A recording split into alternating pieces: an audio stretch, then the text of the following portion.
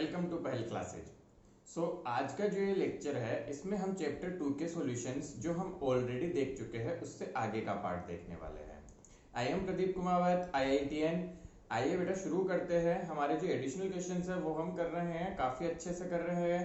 यदि आपने चैप्टर 2 के क्वेश्चन आंसर एनसीईआरटी के किए हैं और आपको कोई भी डाउट है तो फटाफट से जाके इन वीडियोज को देख लीजिए, आपके सारे डाउट्स क्लियर हो जाएंगे, सारे कंसेप्ट्स बिल्कुल स्ट्रॉन्ग हो जाएंगे हमारे। ठीक है, बहुत ही बेसिक से मैंने बताया है सब कुछ और एडवांस लेवल पे सब कुछ डिस्कस किया है यहाँ पे। तो आइए इसी को आगे बढ़ाते हैं और शुरू करते हैं हमारा lecture with the question number 2.25। आप सब देख सकते हैं यहाँ पे। क्वेश्चन क्या है, पहले तो हम क्वेश्चन पढ़ लेते हैं। Okay, obtain the equivalent capacitance of the network in figure 2.35 for a 300 volt capacitor supply determine the charge voltage across each of the capacitor। तो यहाँ पे देखो करना क्या है, हमें ये गिवन है कि हमारे पास में जो सिचुएशन है दैट इज कि हमें एक सर्किट दिया हुआ है और हमें कैपेसिटेंस वगैरह निकालना है। इसके लिए चलिए देखिए, आज मैं आपको बहुत अच्छी टेक्निक बताने वाला हूँ जिसे मैं पहले भी क्वेश्चन आंसर डिस्कस किया तो बता चुका हूं, that is called reduction and back trace. Reduction and back trace, तो ये काफी अच्छी टेक्निक रहने वाली है, एक आपको अच्छे से आना चाहिए। इस क्वेश्चन के थ्रू में टेक्निक बहुत डिटेल में एक्सप्लेन करने वाला हूं। तो आइए शुरुआत करते हैं अपनी इसकी। चलिए बेटा, पहला देखें सभी बच्चे, हमारे पास जो सर्किट है वो कुछ इस तरह का है। हमें इसको आगे समझते हैं, इसको क्या क्या गिवन है हमें। हमारे पास में 100 माइक्रोफैराड के कैपेसिटर से कुछ तो ओके, उसकी हेल्प से देखो कैसे हम आगे कर पाएंगे इस प्रॉब्लम को। मेरे पास में 100, 100, 200, 200 के 4 कैपेसिटर्स है, C1, C2, C3 और C4 करके हमें दिया हुआ है। आई होप आप सबको ये दिख रहा होगा। ठीक है, नहीं दिख रहा है तो हम इसको थोड़ा सा जूम कर लेते हैं। ये देखिए, तो आई थिंक अब आपको और क्लियरली दिख गया होगा कि क्या क्या है। ये हमारे पास 100 माइक्रोफैराड, 200 और 200 और 100 के 4 कैपेसिटर्स दिए हुए हैं हमें। ठीक है, शुरुआत करते हैं हम इसको आगे सॉल्व करने की। देखिए, मैं इस प्रॉब्लम को क्या है थोड़ा सा रिड्यूस करूंगा, थोड़ा सा एक अच्छे लेवल पे लेके जाता हूँ। कैसे, देखिए आप सभी बच्चे, हम क्या करते हैं बेटा, ऐसी प्रॉब्लम आती है तो ये आइडेंटिफाई करने के लिए कि कौन सा कॉम्बिनेशन है, इज दिस सीरीज कॉम्बिनेशन और पैरेलल कॉम्बिनेशन, हम कुछ पोटेंशियल के पॉइंट्स मार्क कर लेते हैं। तो इसी लाइन में मैं क्या बोल देता हूँ बेटा, यार लोअर पोटेंशियल को लेफ्ट से ही 0 मान लिया। अब आप कुछ भी मान सकते हो, ऐसा नहीं है कि हमें 0 ही मानना है। और इसको 300 बोल दो यहाँ पे जो ऊपर पॉइंट है। तो बेटा देखो, यहाँ बीच में कुछ भी नहीं है तो इस पूरी लाइन का पोटेंशियल 300 हो गया, यहाँ पे 0 हो गया पूरा। इस लाइन का पोटेंशियल हमें पता नहीं है तो हम हमारी मर्जी से इसको x बोल देते हैं कि यहाँ पे पोटेंशियल कितना है, x के बराबर है। गुड, तो ये x के बराबर यहाँ पे पोटेंशियल दे दिए हमने। अब देखिए हमें क्या करना है, बहुत सिंपल सी बात है। अब जो हमें आगे देखना है दैट इज कि हमें यहाँ से इसको आगे बढ़ाते हुए सर्किट को रिड्यूस करना है। तो देखो कैसे रिड्यूस करूंगा मैं, सबसे पहले इसको रीड्रॉ करो। हमारे पास में मेन पोटेंशियल होता है बेटा, हमें किसके बीच में करना है, 0 से 300 के बीच में। तो जैसा भी मन चाहे, इधर 0 बोल दो, इधर x बोल दो, इधर 300 टाइप से बोल दिया हमने। अब देखो कैपेसिटेंस ड्रॉ करते हैं। 0 से x के बीच में एक 100 माइक्रोफैराड कैपेसिटेंस है दैट इज C4। तो 0 से x के बीच में एक 100 माइक्रोफैराड का कैपेसिटर लगा दिया C4 दैट इज 100। ठीक है, अब देखो बेटा x से 300 के बीच में 2 कैपेसिटेंस सीरीज में है ये, तो यहाँ पे मैं इसको इस तरह बना रहा हूं। ये देखिए, इसी तरह एक कैपेसिटेंस ये है मेरे पास में, इसको इस तरह बना दिया मैंने। ठीक है, चलो बहुत अच्छी बात है जी। इसके बाद देखो बेटा, इसको कैसे सॉल्व करूं आगे, आसान है काफी। इनकी वैल्यू क्या है हम देख लेते हैं। C2 मान लो एक को C3 बोल देते हैं और दोनों किसके बराबर है, 200 के। और ये हो गया हमारे पास में C4 दैट इज 100। तो ये हमने सर्किट को देखो रिड्यूस कर दिया। यहाँ 300 का मतलब क्या है एक्चुअल में, चाहे ऐसे लिख दो या फिर यहाँ पे एक बैटरी लगाई हुई है हमने जिसका पोटेंशियल है 300 वोल्ट। तो ये इस सर्किट को हमने कन्वर्ट कर लिया। अब देखिए हम क्या करते हैं, रिडक्शन और बैक ट्रेस जो मैंने टेक्निक का नाम बोला, इसमें क्या किया जाता है कि आप सर्किट को रिड्यूस करते जाते हो। You keep on reducing the circuit till one capacitor is remaining. तो सबसे पहले देखो ये क्लियर दिख रहा है कि ये दोनों सीरीज में है C2 C3। तो मैं यहां से देख लेता हूं C2 C3 का इक्विवेलेंट, C2 C3 के इक्विवेलेंट को बोल रहा हूं मैं C2 3 that will be equal to, दोनों सीरीज में है, सीरीज में होता है तो बेटा सिंपल आपको फॉर्मूला बताया हुआ है C1 C2 upon C1 plus C2। तो देखिए क्या आ जाएगा, दोनों सेम है तो आंसर हमारे पास में आ जाएगा 100। ठीक है, तो पहला रिडक्शन जब हुआ तो हमारे पास में जो न्यू सर्किट बना, अब बेटा मैं बैटरी हर बार नहीं बनाऊंगा, केवल सर्किट में कैपेसिटेंस को ही शो करूंगा। तो देखिए जो न्यू का सर्किट बन गया वो ऐसा कुछ बन जाएगा। ठीक है, ऐसा सर्किट बन गया हमारे पास। अब देखो ये 100 है, ये भी 100 है और ये भी 100 है। अब क्लियरली दिख रहा है कि ये दोनों किस में आ गए, पैरेलल में, ये दोनों किस में है, पैरेलल कॉम्बिनेशन में। तो इसको रिड्यूस करो, इसके कैपेसिटेंस को बेटा मैं बोल रहा हूं C23 पहले निकाल चुके और 1 और ऐड हो रहा है, सो C231 या C123 बोल दो इसको। So that will be equal to, बेटा पैरेलल हो तो डायरेक्ट ऐड हो जाएगा, so that will be equal to 200। ठीक है, सो अगेन रिड्यूस हो गया, देखो सर्किट हमारा, the next reduction comes out to be here. जो नेक्स्ट रिडक्शन आ गया वो कहां पे आ गया, ध्यान से देखोगे तो ये सिचुएशन बन गई हमारे पास, ये जिसमें C123 कितना है 200 और ये 100। अब देखो बेटा फाइनल जो आया वो पैरेलल सीरीज आ गया, इन दोनों का रिजल्टेंट कैसे निकालूंगा, वही C1234 बोल देंगे, दैट इज इक्वल टू हमारे पास में आ जाए। अच्छा इसको बैटरी से कनेक्ट कर दो ताकि हमें आगे करने में भी आसानी रहे। 300 वोल्ट, C1234 कितना आ जाएगा जी, ये आ जाएगा 200 मल्टीप्लाई बाई 100 डिवाइड बाई 300। तो देखो बेटा आंसर की वैल्यू आई 200/3। अच्छा माइक्रोफराड हर जगह चल रहा है, ठीक है, तो 200/3 माइक्रोफराड। सो फर्स्ट पार्ट इसका हो जाता है हमारे पास में इक्विवेलेंट कैपेसिटेंस निकाल दिया हमने 200/3। और हमसे पूछे जा रहा है charge end voltage across each capacitor. तो पहला पार्ट हमारा आपको समझ आना चाहिए क्या, कि कैसे हमने रिडक्शन और बैकट्रेस टेक्निक यूज की। ठीक है, so reduction and backtrace is a very important technique, आपको आनी चाहिए ये। अब देखिए आगे बढ़ते हैं हम यहाँ से, मुझे क्या करना है, अब इन पे चार्ज वगैरह निकालना है। तो बेटा जब चार्ज निकालना हो, पोटेंशियल निकालना हो, तो अब हम चलेंगे बैक ट्रेस, हम करेंगे बैक ट्रेस करेंगे इसको। अच्छा तो इसका फाइनल सर्किट भी बना देते हैं एक बार, फोर्थ वाला सर्किट जो बन रहा है, ठीक है, फिर इसको बैक ट्रेस कर लेंगे। कोई प्रॉब्लम हो तो बता देना बच्चों, आई होप कि किसी तरह की प्रॉब्लम नहीं होनी चाहिए अपने को। ठीक है, सो इसका फाइनल सर्किट बना के इसको बैक ट्रेस कर लेते हैं, आइए हम। सो इसका जो फाइनल सर्किट बनता है दैट इज, ये सिचुएशन बन गई हमारे पास में कि एक बैटरी लगी हुई है 300 की और ये 200/3 का फाइनल कैपेसिटर आया। तो बेटा इस पे देखो चार्ज कितना आएगा, Q इक्वल टू हो जाएगा इस वाले पे कॉम्बिनेशन पे, तो इसको मैं Q1234 भी बोल सकता हूँ, that will be equal to 200, Q होता है CV, 200/3 मल्टीप्लाई बाई 300। सो बेटा 3 से 100 टाइम्स कट गया, तो इसकी वैल्यू आ जाएगी, ध्यान से देखेंगे तो 2 मल्टीप्लाई बाई 10⁴, और माइक्रो होता है कैपेसिटेंस तो 10⁻⁻6। तो आंसर आया 2 मल्टीप्लाई बाई 10⁻⁻2 कूलम। क्या बात समझ आई सभी बच्चों को?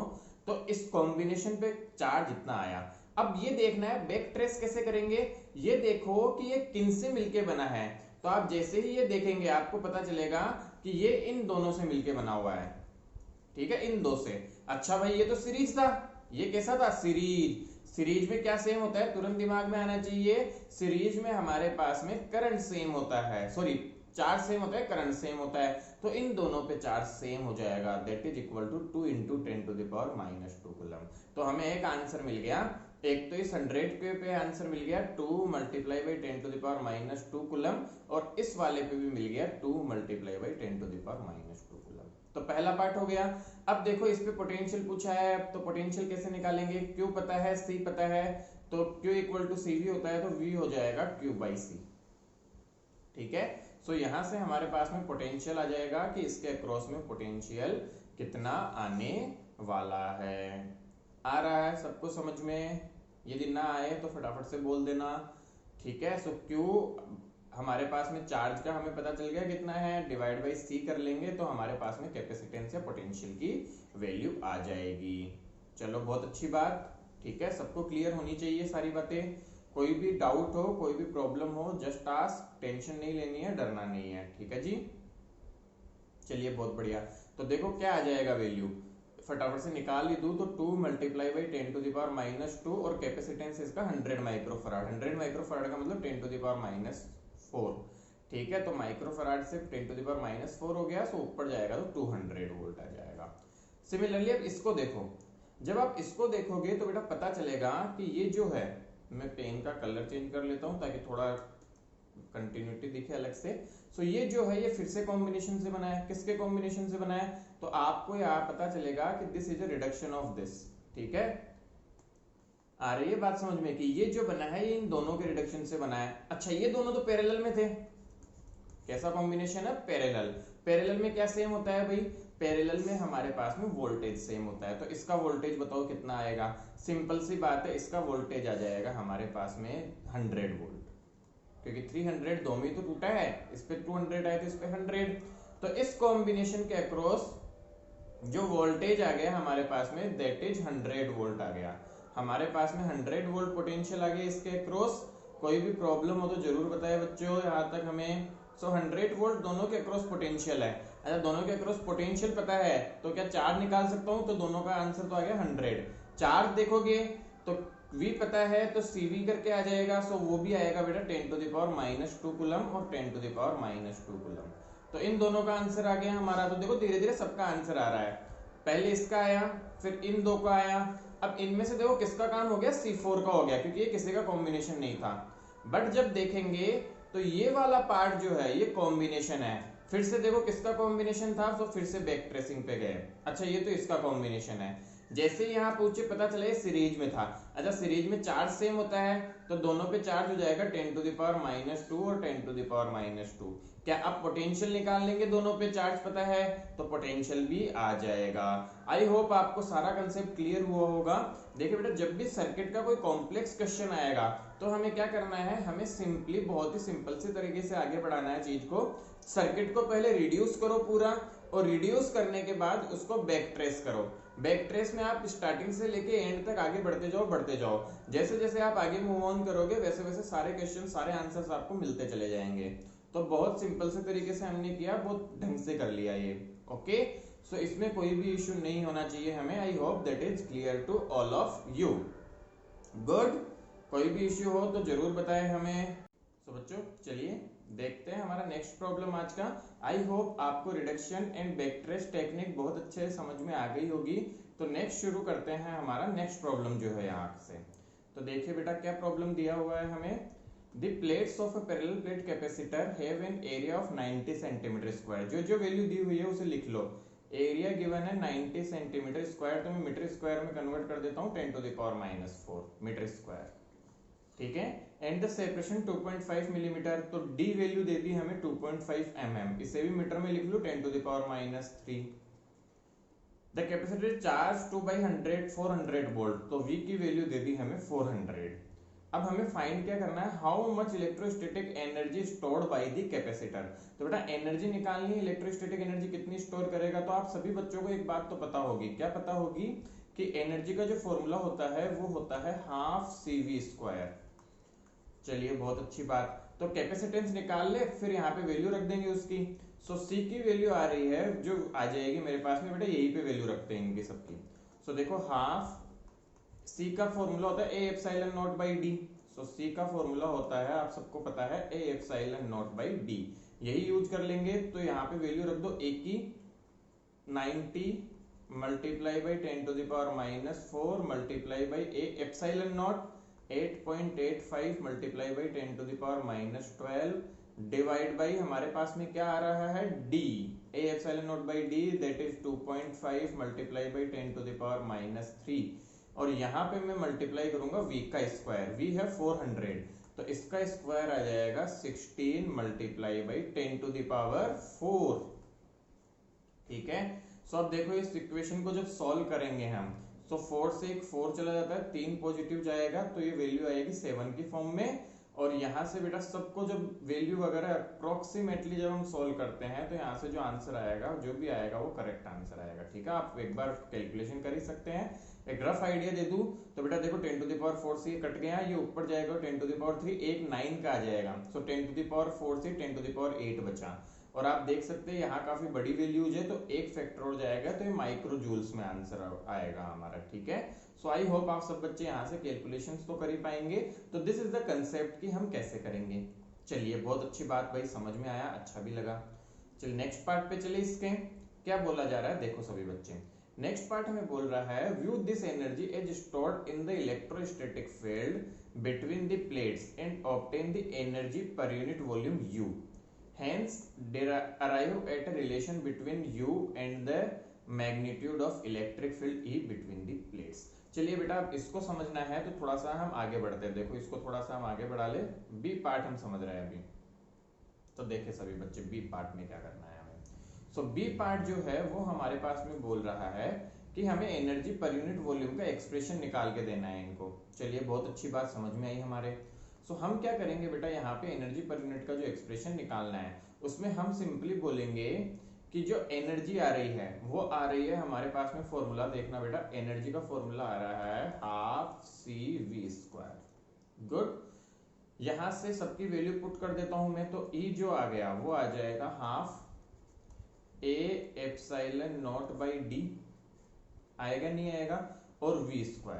अब देखो बेटा पैरेलल प्लेट कैपेसिटर आप सबने पढ़ा है, यहाँ पे चार्ज Q या सिग्मा माइनस सिग्मा रहता है या Q की वजह से रहता है, तो यहाँ बीच में जो इलेक्ट्रिक फील्ड होता है उस इलेक्ट्रिक फील्ड की वैल्यू होती है σ/ε0। होता है या नहीं होता है? या फिर इस इलेक्ट्रिक फील्ड को हम और तरीके से भी बोल सकते हैं, जिसे मैं और क्या लिख सकता हूं, एक तो ये लिख सकते थे और एक हम E बराबर लिखते थे VD। याद करें सभी बच्चे, E इक्वल टू VD लिखा करते थे, sorry V equal to ED। हम क्या लिखा करते थे बेटा, V इक्वल टू ED। अभी इसको इरेज कर देते हैं, फिर देखिए तो हम क्या लिखते थे, V is equal to ED, V is equal to ED। So यहां से सभी बच्चे देख लेंगे E की वैल्यू जो आ जाएगी that will be equal to V/D। इस V/D की वैल्यू को उठा के बेटा जी यहां पे रख दो, सॉरी V की value ED, again some mistake बेटा, V की वैल्यू तो रखनी है हमें, इसकी नीड नहीं है। V की वैल्यू को उठा के यहाँ पे रख देंगे हम, तो रखो बेटा V की वैल्यू को हाफ A∈0/d। जैसे ही V की वैल्यू रखी ये फॉर्मूला बन जाएगा E²D²। अरे वाह भाई, D से D का हैप्पी बर्थडे हो गया, D से D गया, AD हो जाएगा वॉल्यूम, सो E आ जाएगा हाफ ε0E²V। जहां पे V किसको बोला मैंने, V हो गया हमारा AD, वॉल्यूम हो जाएगा प्लेट्स के बीच का, A एरिया और D बीच का डिस्टेंस है। सो बेटा यहां से देखो हमारे पास में क्या, मैं ये लिख सकता हूँ U जो हो जाएगा that is energy per unit volume E/V। V को उधर सेंड कर दिया तो इसका फॉर्मूला आ गया हाफ ε0E²। तो आई होप आपको बात समझ में आई होगी कि कैसे हमने एनर्जी डेंसिटी के फॉर्मूले का डेरिवेशन किया, that is U equal to half ε0E²। तो इस तरह से हमारा आज का ये जो पोर्शन था वो बेटा कंप्लीट होता है। आपको यदि कोई भी डाउट हो इस पोर्शन में तो आप जरूर पूछे, कमेंट सेक्शन में कमेंट करके बता सकते हैं हमारा क्वेश्चंस का कैसा रहा, आपको समझ आ रहा है या नहीं आ रहा है। Okay, so thanks.